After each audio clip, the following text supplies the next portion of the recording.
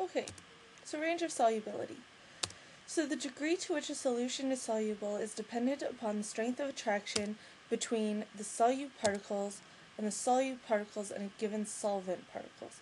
So this is saying the solute particles will stay together if they have a strong attraction, but the solute particles and solvent particles must have this stronger attraction as such. So solutes can be insoluble, so they have less than 1.0 grams per 100 milliliters. Although there is a tiny bit of dissolving, it's still not enough. So they're slightly soluble, which is between 0.1 grams per milliliter and 1 gram per milliliter. And then they're soluble, which is greater than this 1 gram per 100 milliliters. Now note that these general rules for solubility do not apply to gases. So the numbers of gases are much lower and still considered soluble. So for example, oxygen gas has a solubility of 0.009 grams per 100 milliliters at 20 degrees Celsius, yet it is considered soluble. Okay, so just something to keep in mind. When we look at a closer look, so once a solute dissolves, it appears that the solute-solvent bonds don't break. But when you study a saturated solution, the amount or mass or moles of undissolved solute at the bottom remains unchanged.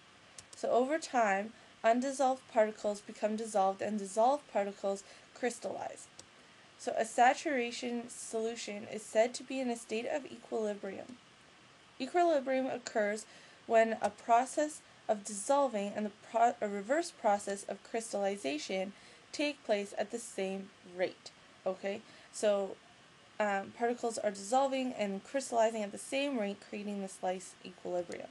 So for example, CuSO4, okay, this is dissolving, alright? But when we go into the other way, it is called crystallization. So when we use a double arrow to show equilibrium, okay, so this is saying that it's going back and forth at the same rate. When we look at temperature and solubility, so the solubility value of a substance must be provided with a certain temperature, and it depends on the state of the solute. So solids. When a solid dissolves in a liquid, the bonds holding the solid together must be broken. At a higher temperature, the particles of the solute and solvent have more energy.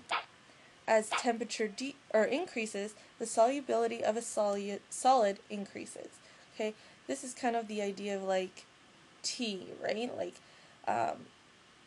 if you have cold water and you're trying to make tea, you're not going to get as much. But if you have hot water and you're trying to make tea, it's going to be quicker. Okay. Now liquids. The particles of a liquid are not held together as strongly as the particles of a solid. So when a liquid dissolves in a liquid, additional energy is not needed, okay, because they're already in the same state. So the solubility of most liquids is not affected by temperature. Now when we look at gases, gas particles move quickly and have a great deal of energy. So when a gas dissolves in a liquid, the particles must lose energy. So they must become a liquid, okay? So the increasing temperature would speed up the gas particles and make it harder for them to dissolve. So as temperature increases, the solubility of a gas actually decreases. Okay? In the next video, we're going to talk about pressure and solubility.